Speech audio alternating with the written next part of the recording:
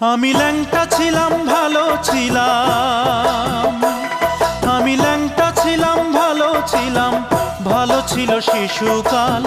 মায়ের সাদা দুধের মতোই জীবন ছিল নির্ভেজাল। আমি আবার ল্যাংটা হয়ে গেছি,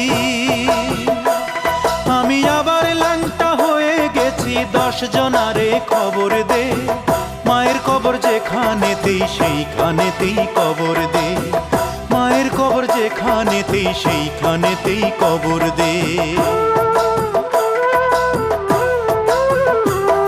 আমি ল্যাংটা ছিলাম ভালো ছিলাম, আমি ল্যাংটা ছিলাম ভালো ছিলাম, ভালো ছিল শিশুকাল।